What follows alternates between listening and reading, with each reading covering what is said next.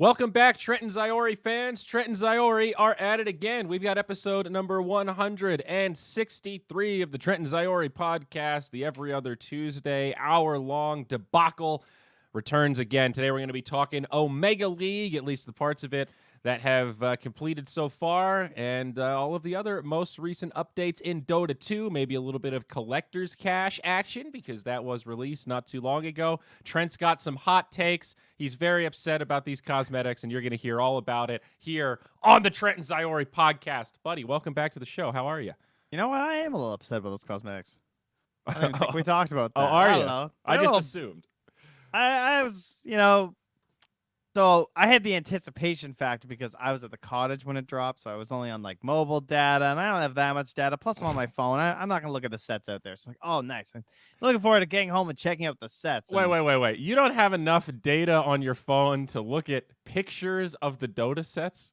Yeah, no, I do, but you know how hard it is to like scroll through? Like the internet's not very fast at the cottage. First off, so Like then 3G I'm level? Okay. It's like I can get LTE if I stand crooked sideways on one couch, and other than that, I'm rocking the H+.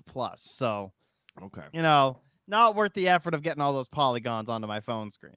Okay, I got you. So the hype was real. The hype was real. And All right. I don't know. What is there any? I don't even think there was the only one that I even thought like, wow, that's really cool was the bristleback one, and I don't even play bristles. So. And Bristle also has like the lowest win rate in pubs right now. Isn't he bottom 5 heroes? I think. You might be right, actually. That's a very curious. I'm not sure Divine question. Immortal, but I remember looking it up recently because I was arguing with one of my friends about OD, and he picked it in a pub. I was like, wow, buddy, you're really looking to try hard in this one. And he said, no, OD, very good hero. Like, I think the hard data disagrees with you on that one right now, pal. But, and I remember seeing Bristleback surprisingly low. He was like 44 or 45% in Legend. That's pretty bad. That's Currently, the lowest let's see this week. How different is it? That's pretty much the same. Nature's Profits, allegedly the lowest? That can't be right. Nature's Prophet. According to all brackets currently, he's actually the lowest win rate. That's shocking. At 43%, but he's in almost a 9% pick rate. I mean, Ember's at 45%. But again, that's all brackets where things get a little bit wild. But still, I had that thought, like, all right, he's a high skill cap hero. Is it kind of like Wisp? You know, his pub win rate's really low. That doesn't mean Wisp is a bad hero.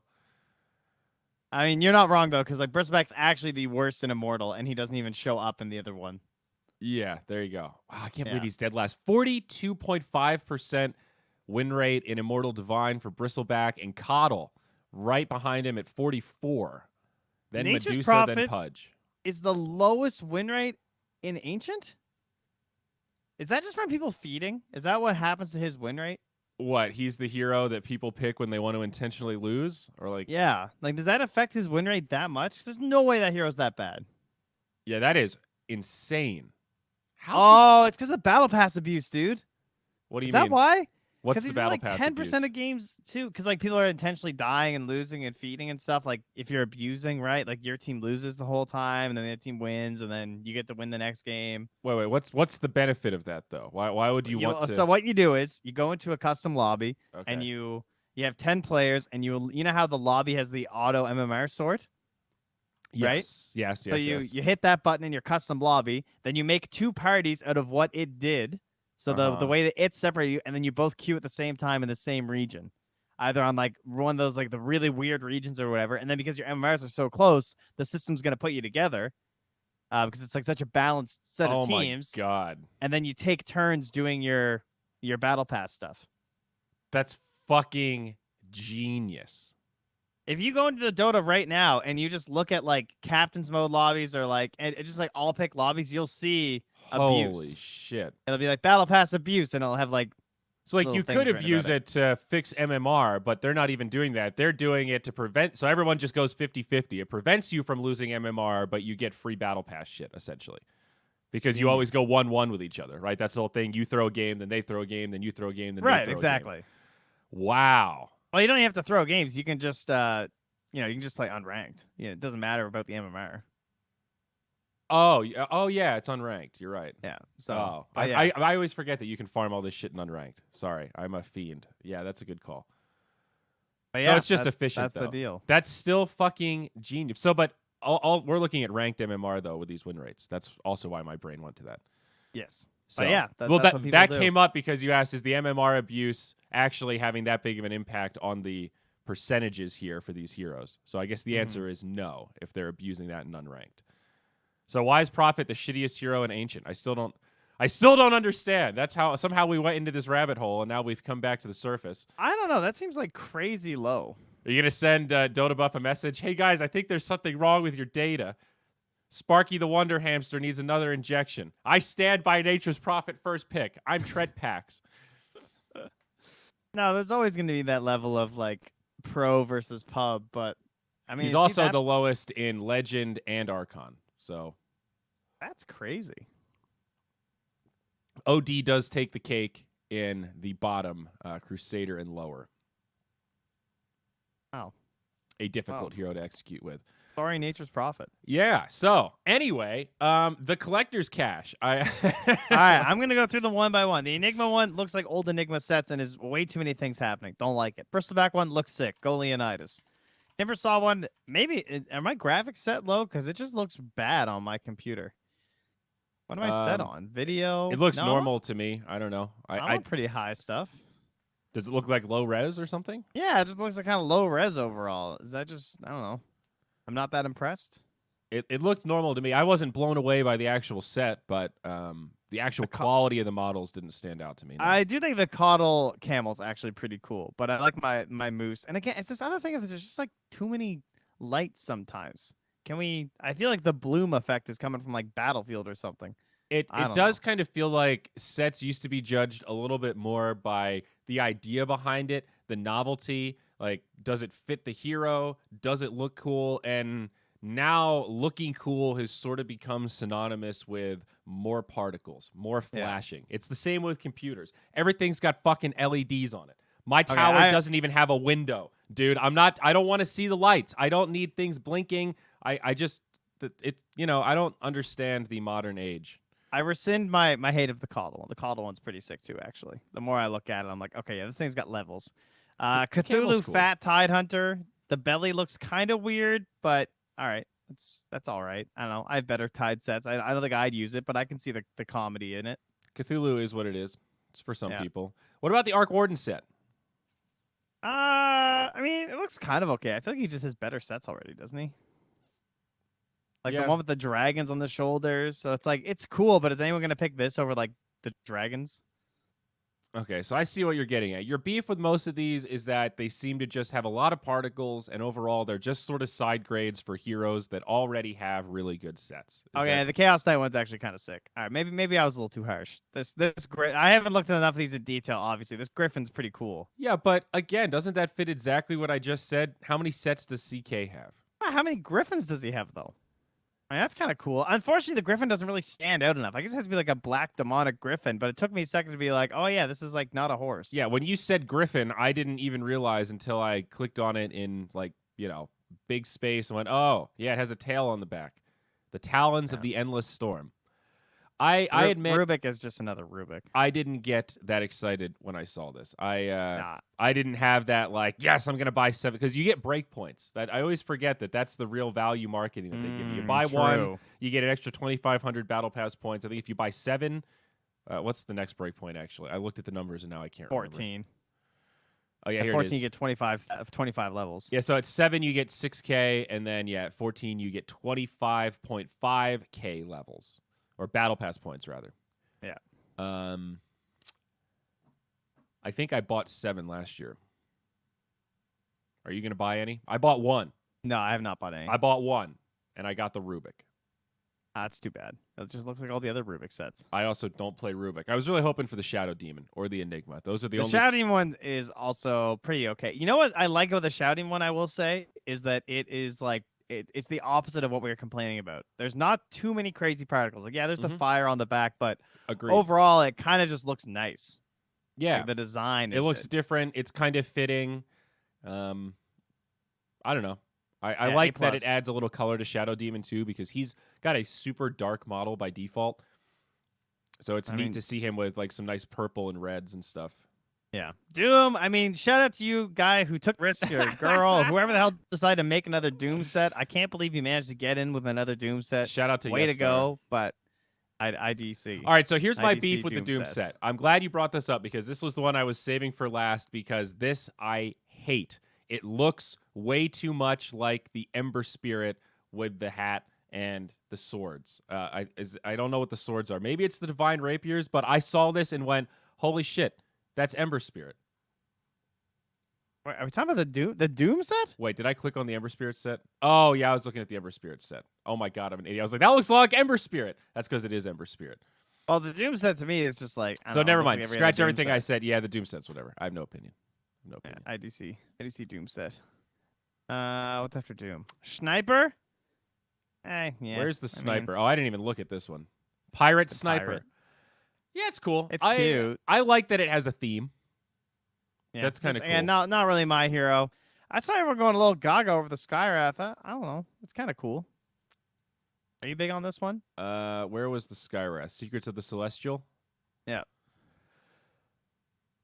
I thought it was pretty cool. It's heavy particles. I like the weapon though. It's like the globe with the what is that called? Where you Gyroscope? have multiple circles that spin Oh, within each other? Oh man, I totally know this of Skyrim.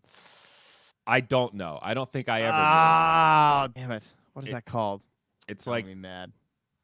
I don't even know how to search for it. Multiple circles spinning in each other. It's not even circles. It's like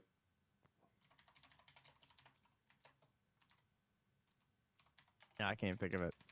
well, either way, I think it looks pretty cool. Is it orrery or something? Oh, it's an orrery. It's a mechanical model. No, damn it. No, that's just a mechanical model of the solar system. Damn, I thought I nailed it. I mean, that's kind of like a mechanical model of the solar system. Tower orrery. Okay, well, that's It's sort like of what I've other only things are seen this in called. video games. Like it's in Path of Exile too. Like the world machine looks like this. It's like Yeah. it spins multiple different things. All right. Well, anyway, the Phoenix one, it's Phoenix. It's okay. I heard the eggs kind of it messes up or something. It's like got a really hard hitbox to hit.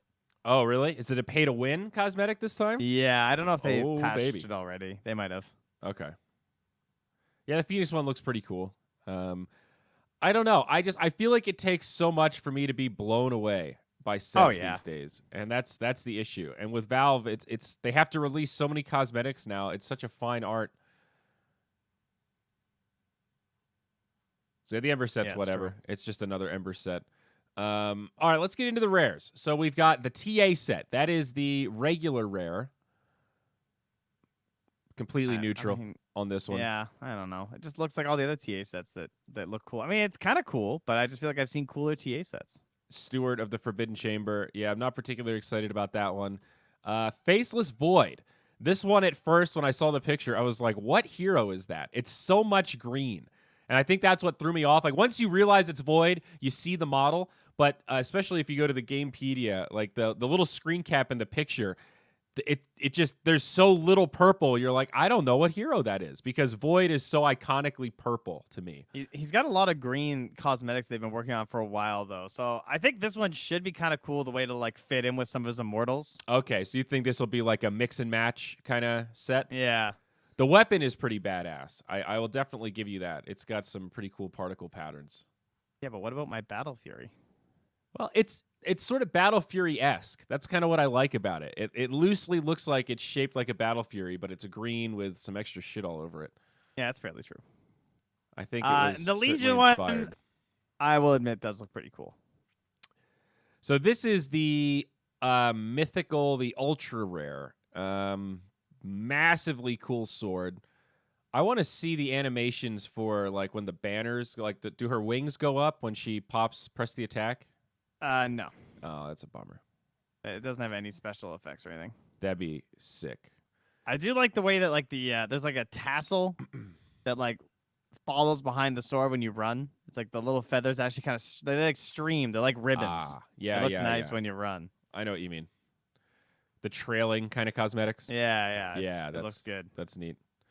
Yeah, see, these are the sets, though, that I look at and go, all right, first of all, I expect the ultra rares to be fucking insanely awesome because if you really want it, this is stupidly expensive unless you get really lucky.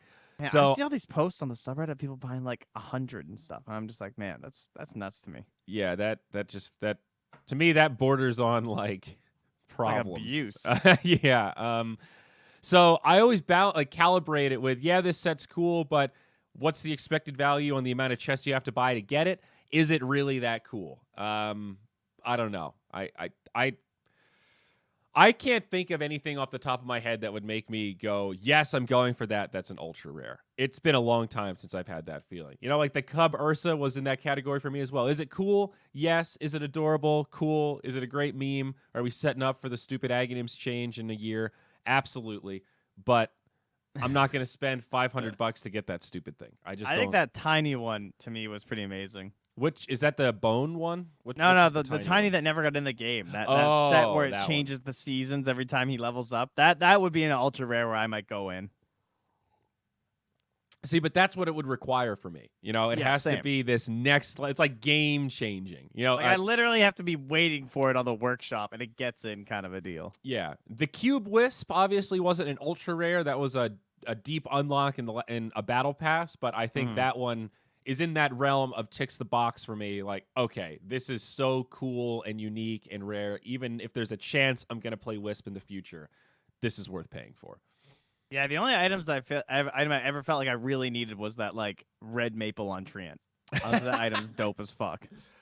Oh God, Thank God that was TI8. That really helped. Yeah. Got a lot of Crimson Witnesses there. I think the Pipe of Dezen is the only item that I ever felt very, very like, oh my God, I want that. Because it was so rare and so specifically iconic on the hero that I've played way more than any other hero. I've got like 500. I just played my 500th Dazzle game on my profile Oh, please tell me you won at least. a week ago. I think so. I don't remember. It wasn't a very memorable game, but I remember being like, guys, this is my 500th Dazzle game. Holy shit. I should be streaming. Wow. But yeah, that's the only item I've ever felt, holy shit, this is cool. And most of that was hyped up by the fact that we all knew Nexon was going to go out of business, and there weren't many of them in the supply. If it was just a regular item, I wouldn't have cared about it so much. It was the fact that people were like, holy shit, where did you get that? I've never seen that in a chest before. I love that. True. True. All right. Well, thank you to all of those who submitted their sets, and sorry if I sounded harsh. But again, it takes a lot. You all know that. Yeah. It's a really high standard now. I'm not envious of the workshop creators. It actually blows my mind that I imagine the workshop community is still reasonably vibrant, right? We keep getting a huge amount of sets added into the game. I guess I have trouble. Did all of these come from community folks? Were any of these Valve made? Because Valve does make their own sets a lot. Looks like these might all be community people. I'm looking on the wiki. These ones are all community. Yeah, all of them. Then they have add like the a tag. particles. Oh, okay. So Valve That's how it takes the works. base concept and then they spiff them up. Gotcha. Okay. Coddle guy. What up, Dakota? Happy Ooh. birthday to Dominic, by the way. Turned 2. That's exciting. Anyone want to gift trade my sniper or ember for your coddle? Very on brand, my friend. Perfect. So, Trent, what's been going on in the world? We can talk Omega League next if you want. I was just browsing history, and I was like, man, we haven't had much drama recently, and I'm not complaining. Goodness. I'm glad, but it's been a very reasonable couple of weeks. We've really just been focused on events and Dota and streaming, and nobody's angry right now. Is anybody angry right now? They're just angry at Valve, I think, waiting for the Wind Ranger. Oh, okay. Well, that's where most of the anger is currently directed. I would call that anticipation. Maybe is anger the right word? That's there? pretty angry. I think they're getting a little. I mean, they're not wrong. I think that is probably the biggest quote unquote drama right now. Is just like after like 30 days left in this battle pass, not even, and we haven't seen like the big ticket. Holy shit! Is that it? 30 days? I mean, TI started what tomorrow or something, or no, you're in 2 days. Yesterday, I don't even know. And it's usually like a month after. Dude, time is just evaporating. This sitting at home shit. It's like the joke about we don't know what day it is. That effect, I feel like this month, it's already the 18th. I feel like it was just July. We're 3 weeks in. This month's almost over. Yeah, that is kind of stunning, actually. So yeah, all right. Maybe that is more of a fair criticism than I realized. Damn. I've only got 4 weeks left to use my double downs. Trent. Better hurry up. Oh, no. My free MMR. Yeah, to your opponents. Oh, I only double down in party queue now. I can't. I lost 2 double downs in solo like 2 weeks ago. Oh my god, dude. I've never felt so awful. I actually felt physically awful. Have you ever lost 2 double downs in one day? 120 MMR gone in under 2 hours? I lost 4 or 5 double downs in a row. What? With Purge, because it was when they first introduced Smurf and Core MMR. And Purge was happy to be losing because, as he said, this will get my core MMR to where it's supposed to be. Oh my god. And while the rest of us are playing our roles, and Purge is just like happy we're losing, basically. Oh my. It was great. It was classic Kevin. That's brutal. Do you think they'll extend it? I actually think that there's a very good chance Valve will do it'll look like marketing and pandering, but they've been planning on it all along, and they're going to extend the Battle Pass another 30 days as a, like, COVID sucks. Go team. Let's play Dota. And, when does it even end? Does anyone have the hard date? Is there a hard date? I think there was. Let's see. Battle Pass. I-10. All right, let's see.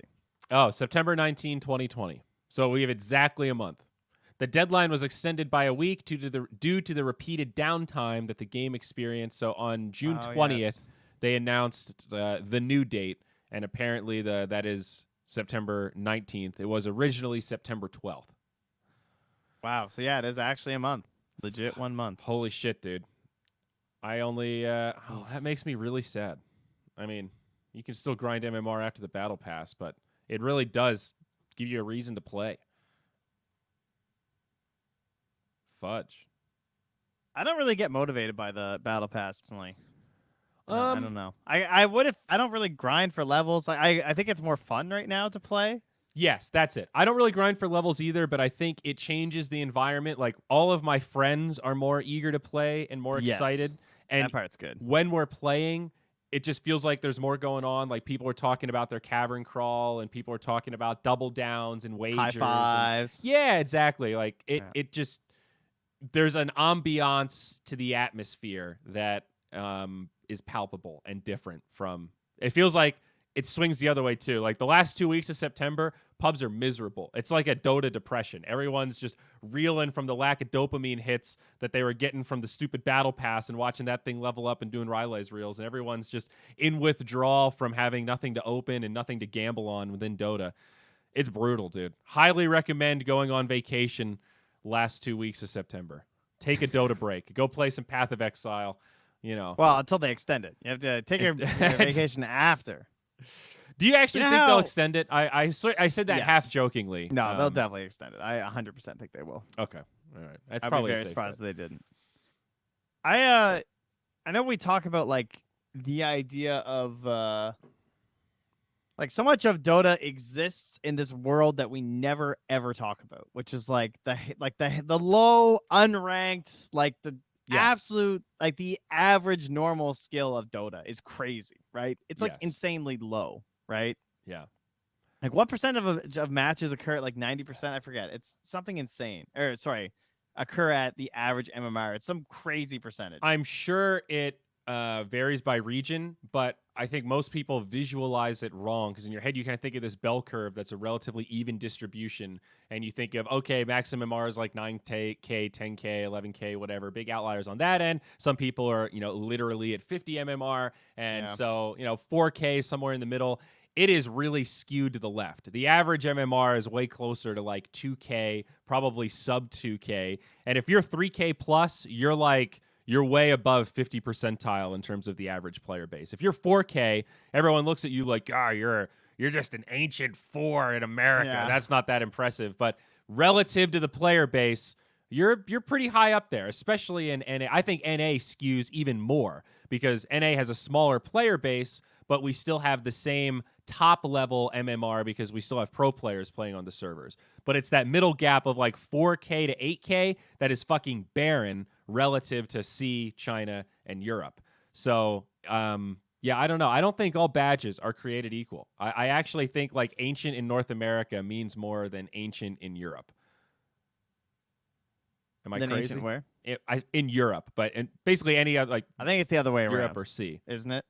I think No. ours mean the least. Like it's easiest to get high in the North American leaderboard compared to those other regions. I think the overall skill in Europe and C is much higher. Yeah, but the higher player base changes the distribution of the badges because the badge system is static regardless of what your MMR distribution looks like, right? Oh, I see what you're saying. You Like see what I you're mean? thinking that because our player base is smaller, there's actually better players at Legend and Ancient than there are, and yeah, that might be right. true, And it's I also don't know how it works. when you have I don't know exactly. This is all conjecture, but also if it works that way, then a smaller player base means your pubs on average as you get higher are way shittier in North America because there's just a higher MMR spread. Like a wider gap between players generally correlates with shittier pubs. It ends up being one good player carries another good player. So my entire point amongst all this though was that like I wonder I always think like about the battle pass and like its purpose and who it really like Reddit, Reddit talks so much about the battle pass and everything as if like they're always complaining, and of course they're trying to just improve it and make it better, which is fine. That's what you're supposed to do when you're the voice. But there's just like I have friends that don't really play Dota anymore, and they come back for Battle Pass season, and I see them spend like 800 levels, and they haven't played Dota in like 6 months. It is. I've noticed it too. I have some of those people on shocking. my friends list, like real life friends that I know they kind of like. They're the people that don't really follow the scene, but they watch TI, maybe a couple majors. They read the headlines, kind of thing, and they buy the Battle Pass every year. Yeah, and like so I decided to look at like the most played matches in Dota right now. Like for example, there's this guy he's in like the top 10 or whatever. He has 30,000 21,000 matches, and he's a herald. There's so many people like that. How many matches? 21,000. 21, not 2,100. No, 1,000. Dude, that is. I have like 3,500 matches, or like maybe 4,000 matches. Yeah. Obviously, spent a lot of time casting instead of just playing, but 21,000 is a staggering amount. I mean, if you go to the Dota Buff leaderboard, I'll even link it for you guys if you're curious. You can look at some of them. There's tons of them. That's Gabe. Damn, yeah, I didn't actually know you could sort by this. This is pretty cool data. But like some of these people will click and be like, oh, he's immortal. Oh, he's a divine. And then somebody click like literally Herald or lower. Sorry, not lower than Herald, obviously. But like, Crusader, Guardians. There's people that there's this whole group of people that just love Dota and play it to death,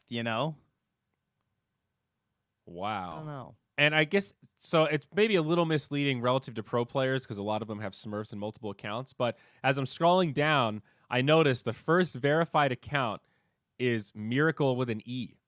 He's got 16,000 matches with a 56% actually, win rate. ILTW has 17,331. You're right. I scrolled past him. My bad. ILTW. I didn't know he was that big of a grinder. Holy shit.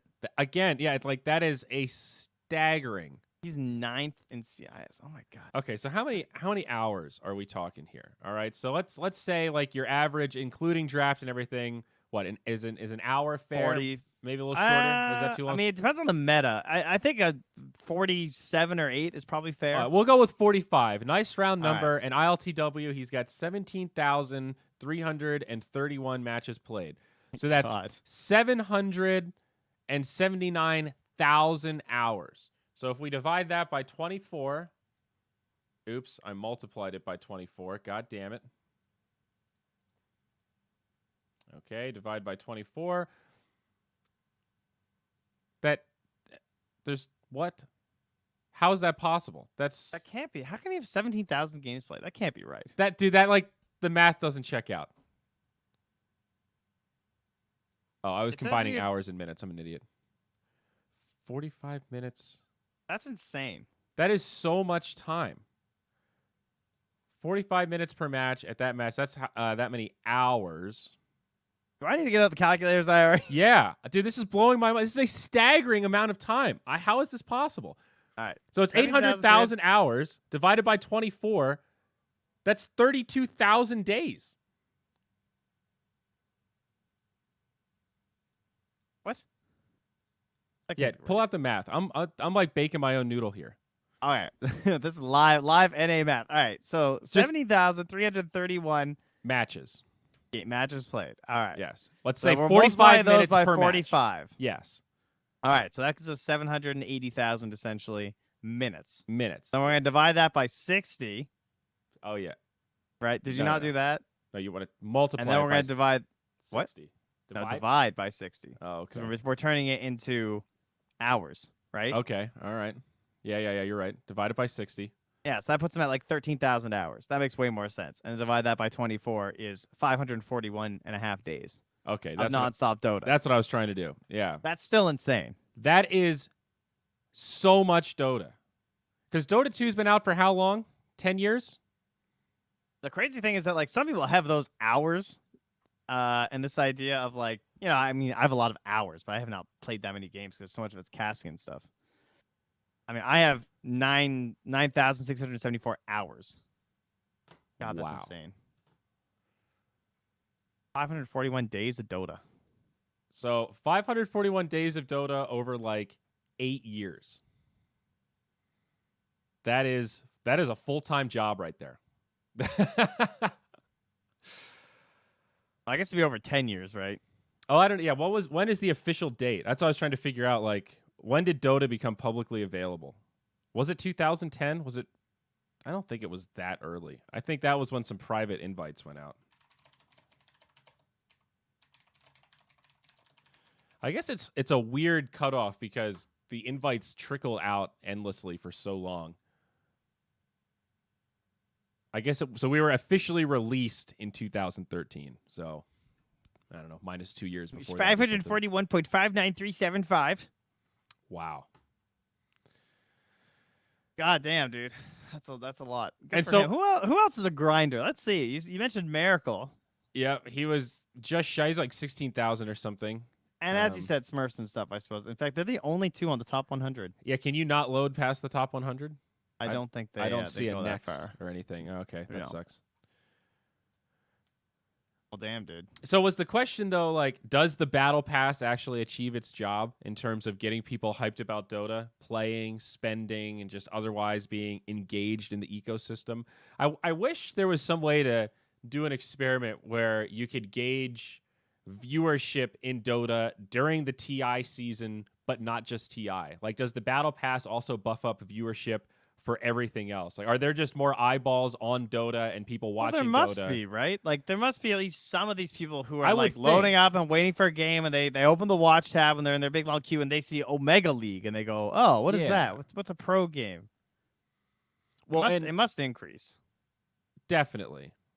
And there is also this dynamic that's hard to separate out.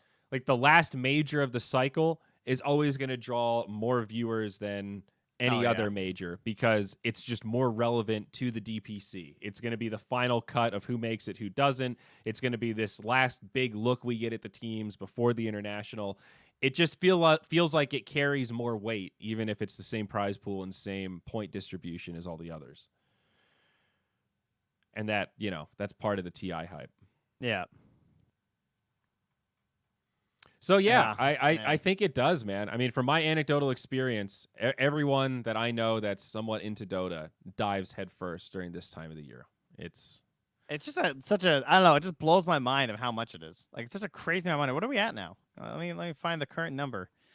33,541,337. Damn.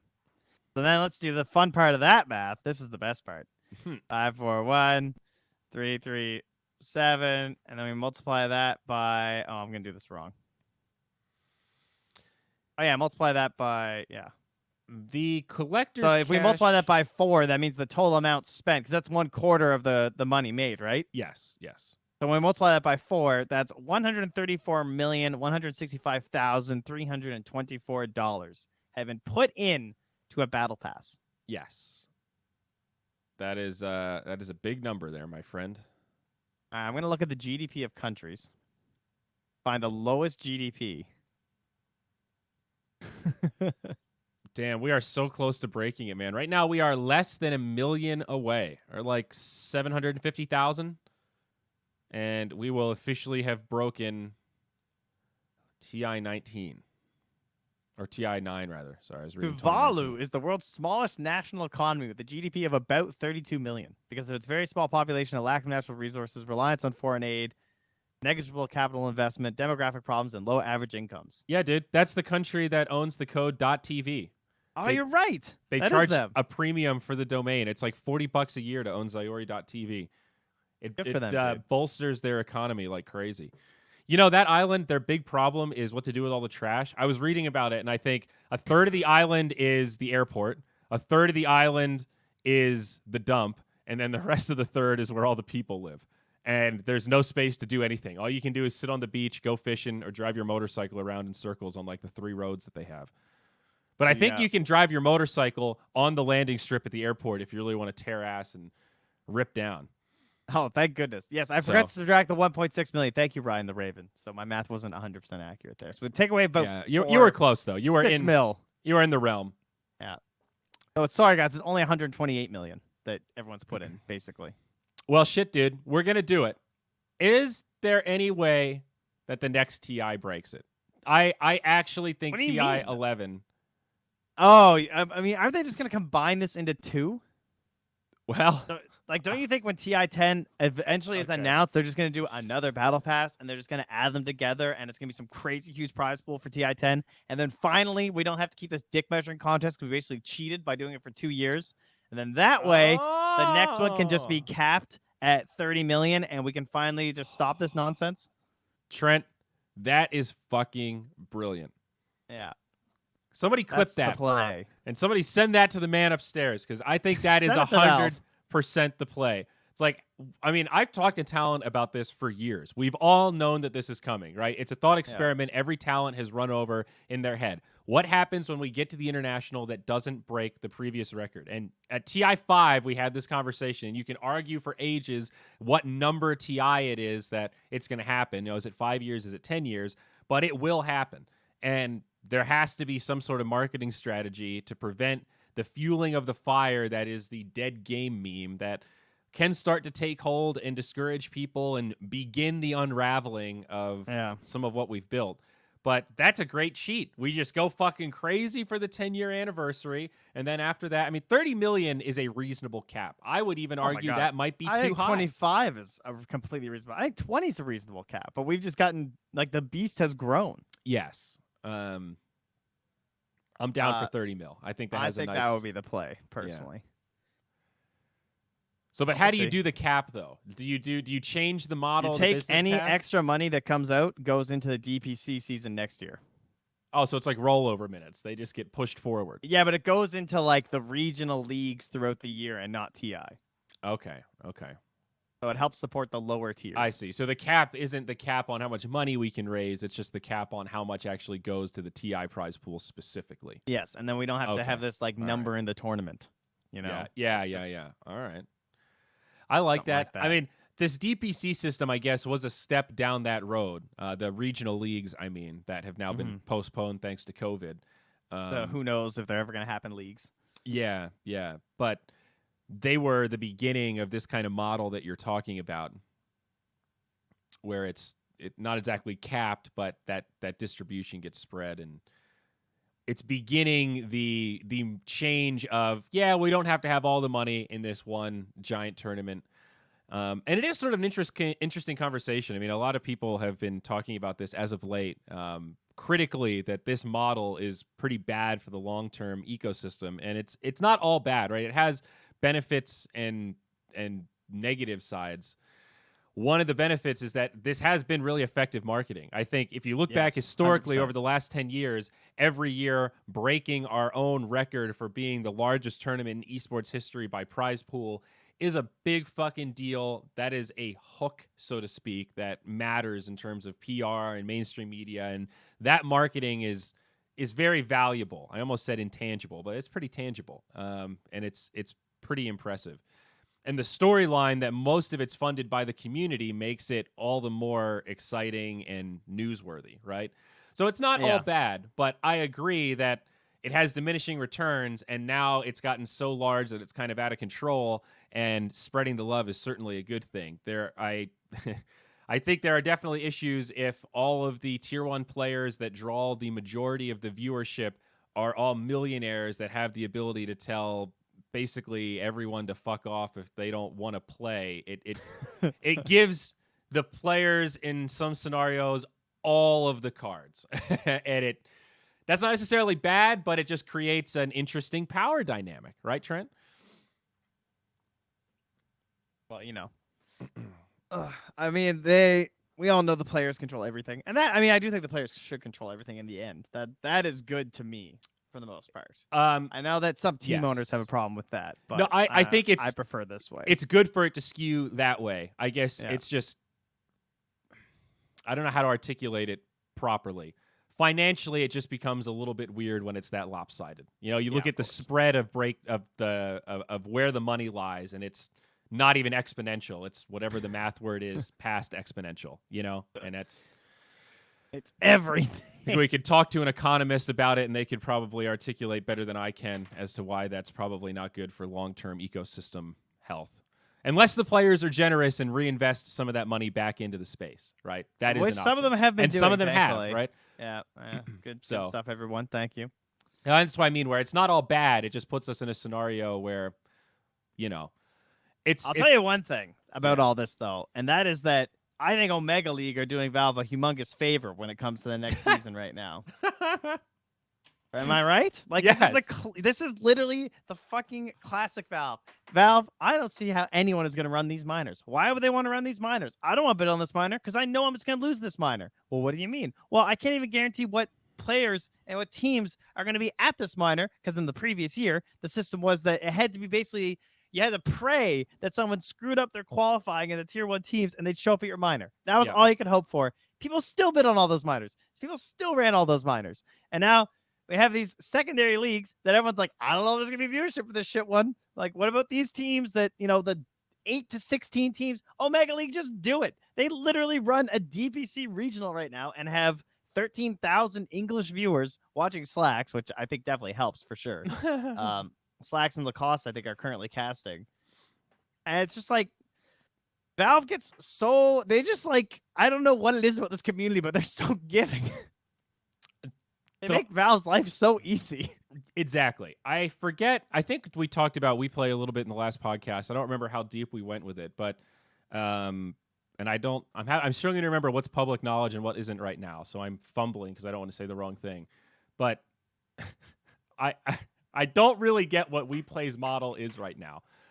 Why are they spending all of this money on this big event that isn't DPC? Like, to me, this feels like a gift to Valve.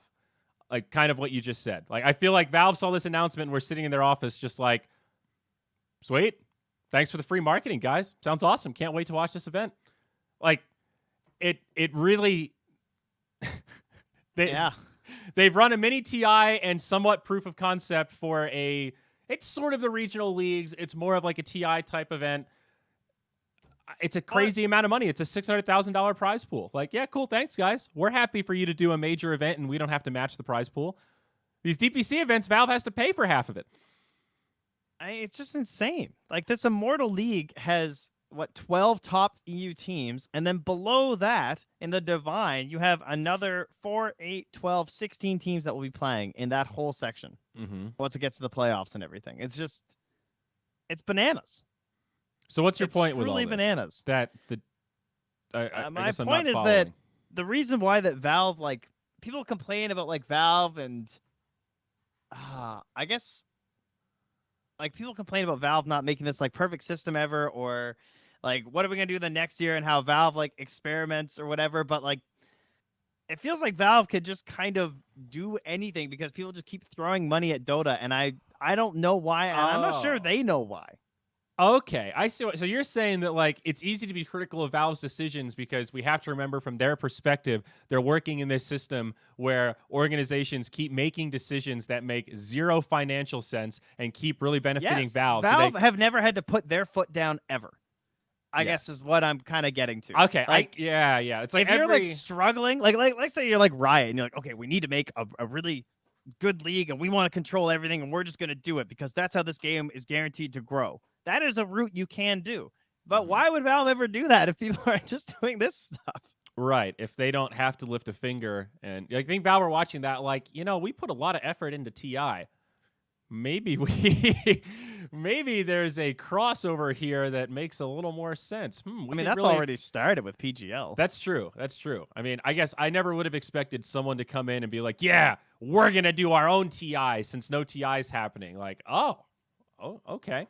I mean, every concern we've ever had, who's going to bid on these minors? Well, actually, we got twice as many proposals than we have slots available for minors. Oh, okay. Well, how does that make financial sense? It doesn't, but people are still bidding on it, so we're not going to say no if people are willing to spend money in our sandbox. All right, fair enough. And regional leagues, I guess we don't know, but word that I heard was that there were proposals for every division. There was no division that went without a proposal. So that's not to say all of them were good, but still, somebody was interested in everything. Somebody said, I want tier 2 lower division South America. I can make this work. There are some crazy fucking people out there. Yeah, I don't know. I guess I'm just so confused. I wonder how Valve feels about this kind of stuff. Like what did they think when they saw this event? They must have just been like, awesome. Yeah. I don't know how else to put it. Did WePlay say in their announcement they didn't get a DPC event? No, I don't believe that's necessarily public. Okay. Whether it's true or not. So I'll say there's rumors that they did not get an event. I've heard next rumors. Year. I've heard rumors that was the motivation for wanting to do this event now was not being on the schedule. I don't know if that's true, though, because I have no idea what the DPC thing was supposed to look like. And that's also weird hearsay in terms of some events were probably approved and then got canceled again because we didn't, 6 months ago, we're planning events in December. We don't know where COVID's going to be. So maybe somebody got a green light and now the plug has been pulled before the event even got announced, but that doesn't mean they weren't planning it or working on it or whatever else. So maybe this is part of that equation. Like they had something in the works and then that fell through. So they said, fuck it, we're just going to do our own event. I don't know. I will say that WePlay are making an extremely good point as to why they deserve one. Like there will be an uproar if they don't get a league now. I think if they play their cards right, they could definitely turn the community very hard in their favor. I don't know. And I think they've done a mostly good job of that aside from some really bad Reddit posts. I mean, yeah, that's the thing, right? They've got part of it. They're really good with the production. They're really good at embracing the memes. They're really good at innovating. And like when I say embracing the memes, it's on another level. I always bring up that fucking Cybertruck. That shit is another level of memes. So that is really cool. And that gives them a lot of bonus points. That gives them a lot of love in the community. They pay well. They take care of talent. Teams seem to like them. I've never heard of any issues with them like not paying teams or anything like that. So they check all those boxes of being a pretty good org. But then some weird stuff happens with the PR, the whole like Suns fans thing and like all these other weird like miscommunications and stuff, whatever you want to call it. Yeah. It's hard to it's peculiar. Fake the community like aspect. Like I think it's fair to say they are very much trying super hard to win over the love of the community. And I think sometimes that is a little too transparent that they are just They will do whatever they're pandering. They'll do whatever the community wants them to do. Yeah. Which is not necessarily a terrible thing, but it's peculiar. And I've brought this up a lot of times. I still haven't gotten an answer. I'm bringing it up again. I don't think the financials make any sense unless their betting sponsor is serving so much action in CIS that they are paying a stupid premium for all of this content. Maybe they're selling all the game state data to a betting company for a stupid premium.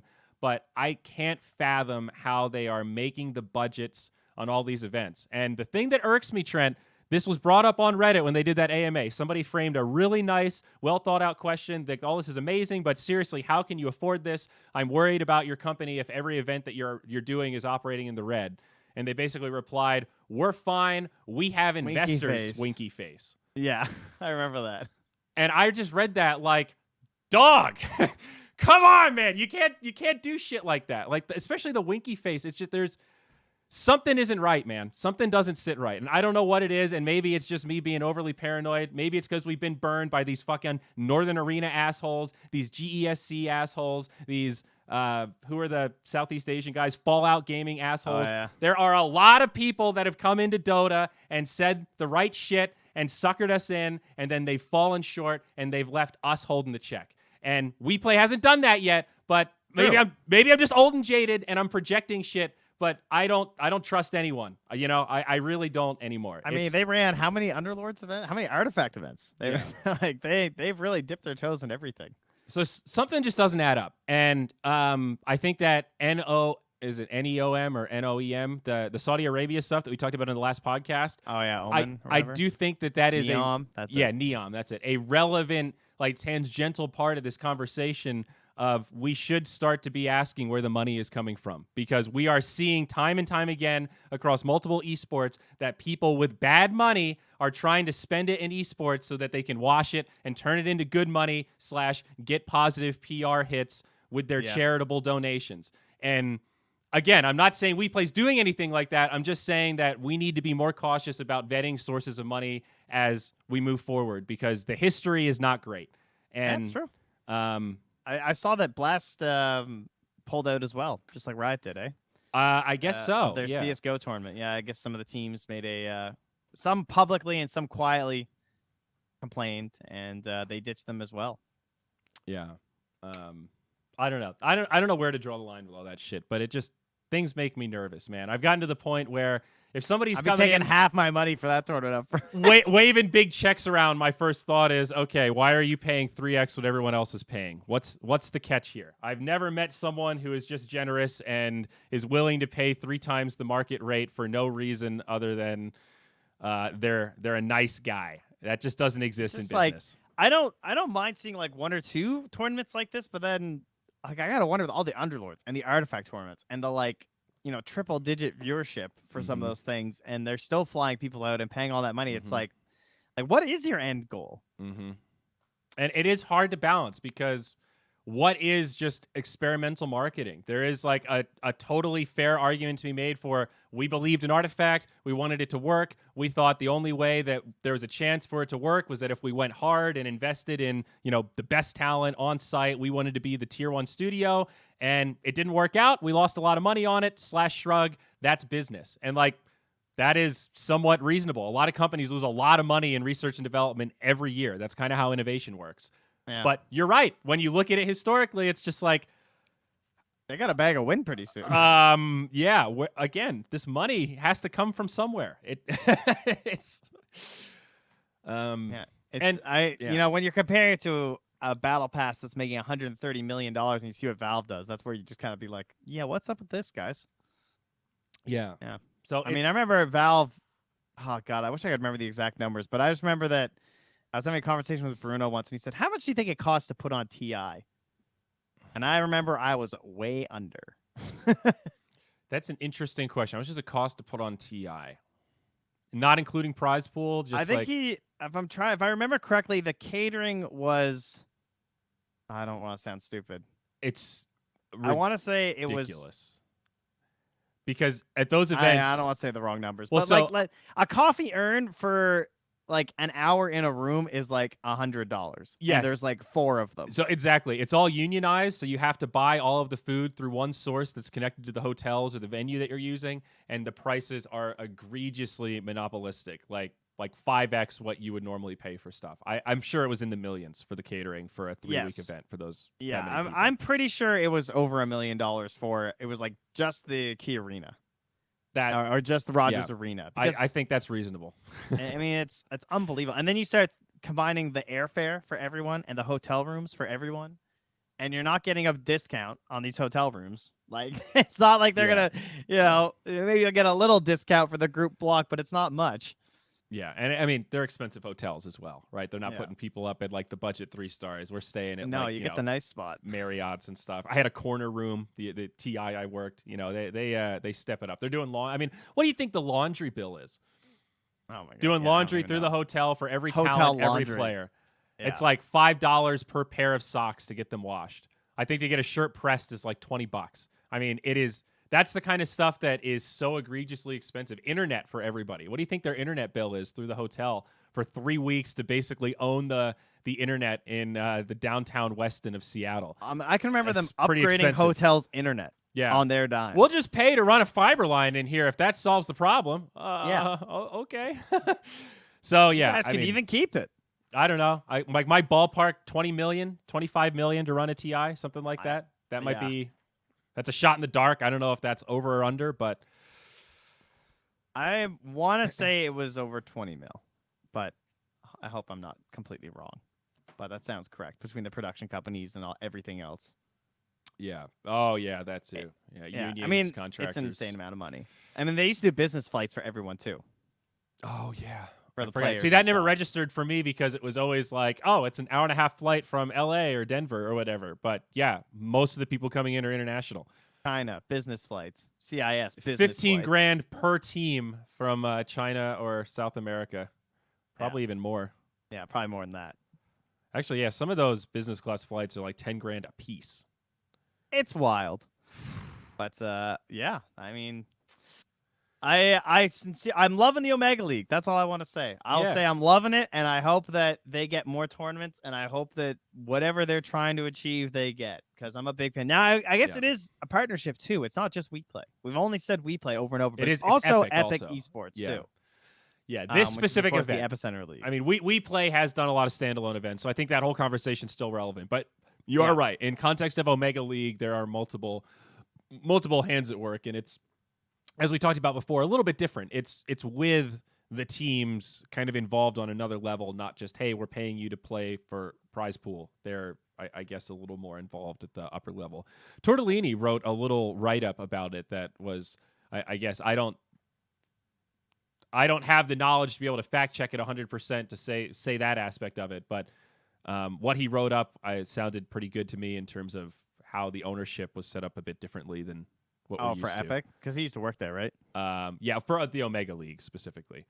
Oh, I see what you're saying. Yeah. But yeah, I think he used to work with Epic, so I'm sure he has a deeper understanding than your average bloke when it comes to how they've modeled that stuff. Well, I believe, are you still on America's tonight, right? Not today. I need to find another Pigeon's on co-caster too. Fucking Draskell's busy and Sunsfan is busy practicing Valorant. Sunsfan's defecting, dude. Are you ready? Are you ready to see the Sunsfan Valorant caster? Is he actually playing Valorant a bunch? Oh fuck yeah, dude! You didn't see his tweet? He just hit Diamond 1. I think Sunsfan is going to be a big time Valorant caster. I'm not even joking.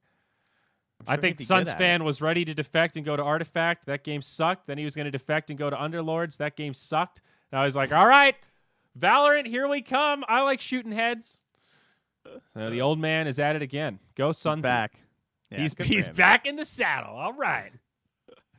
Now, here's my question. Can you picture Sunsfan on a Riot broadcast? Do you think that poor Sunsy here, like Pog and Awesome? No, but they're not doing their thing, right? Aren't they doing they're doing their thingamajig.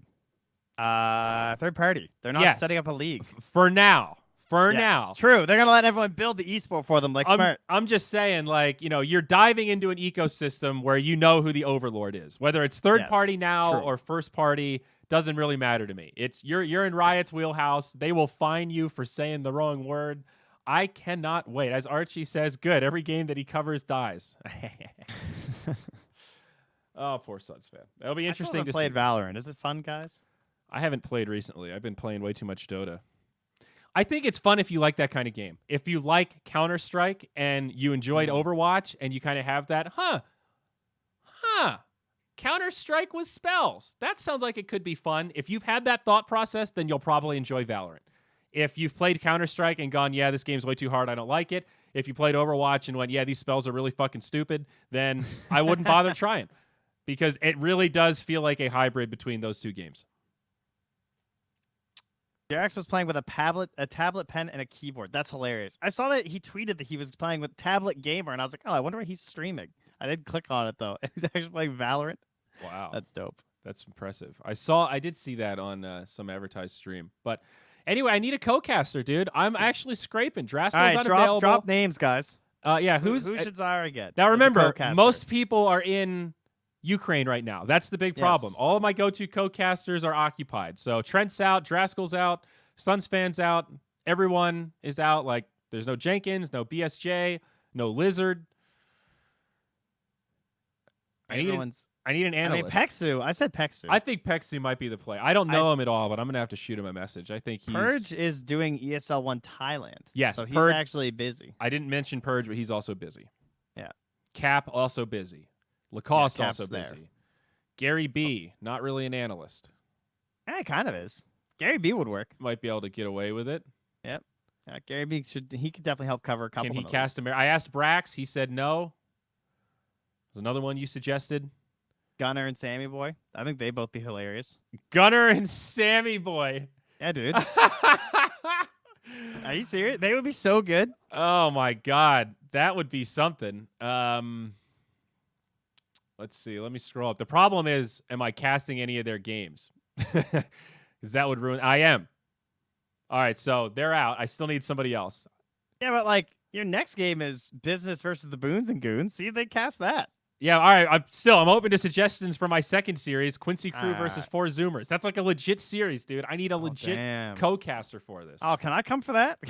I just come? Should I just tell Kyle that you're going to do double headers for all of it? Is that the easiest solution here? I mean, I would be so fucking down. The only reason I was apprehensive is because they specifically asked me to find someone else to avoid doing that. WePlay's got something against you, bud. You talk too much shit on the podcast, and they heard it. They don't want too much Trent doing the NAs because that would be, I don't know. It's weird optics to have Zyori and Lyrical share Trent and Trent doing double headers. They're just they don't like the multiple people. It's Russia. They're not into menage a trois with 3 guys over there. Kyle trying to spread that love, and I want it all, baby.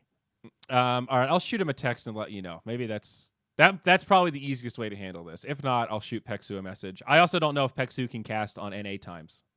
I assume so, but he's done some. Okay, it's a little bit late for Europe, so fucking time zones, man. It tells you. Wait, what? And now they've got Gareth casting with Draskell. Is he just stealing my co-casters? First he requests Trent, then he requests Draskell. Well, Gareth, you're going to be in for a rude awakening. Draskell can't cast that time slot.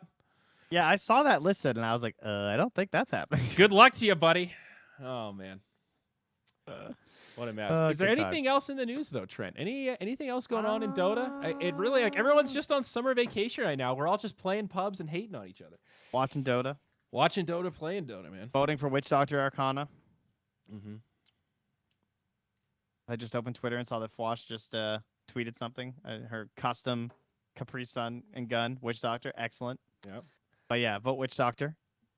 Yep. That's pretty much it. I've just been playing a lot of pubs on stream and off stream. I've been playing a little more Party Queue. Really fun to play with friends. Highly recommend. I know a lot of people suggested it to me for a lot of years and I ignored it. But if you're in that struggle with solo queue right now and you're just feeling worn down from the whole experience, mix and match with some party play, man. I'm telling you, the party wins feel just as good and the losses sting half as much.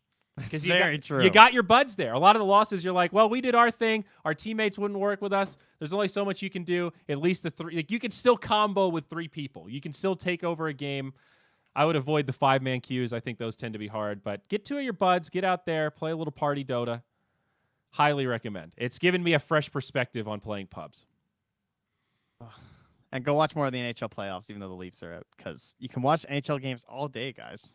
And also, consider playing Venomancer. If you're Broken hero. If you're sitting there like, man, I'm out of role queues, and every time I play support, my carry sucks, maybe try to pick Venomancer. I've been winning a lot of games with position 4 Veno. His win rate has gone up 2.63%.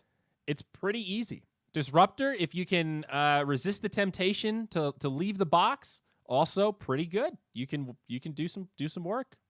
I've been trying to learn Lion recently, Trent. My Lion win rate lifetime is 20%. Because I like the Mana Drain, and I also hate playing against him. I feel like the Mana Drain is really good in lower games. People don't know what to do with it in lanes. I really think it wins lanes. My Lion win rate is 65%. I've only played like 18 Lion games. I think I'm 6-12. I'm pretty bad still. 28-15. He's very fragile. Ones, actually. He's very, very fragile. He's like Disruptor, right? If you make boo-boos with your positioning, it's very easy to hop on the feed train. His lane sucks. Yeah. If you're 5 Lion, go Glimmer Cape first item.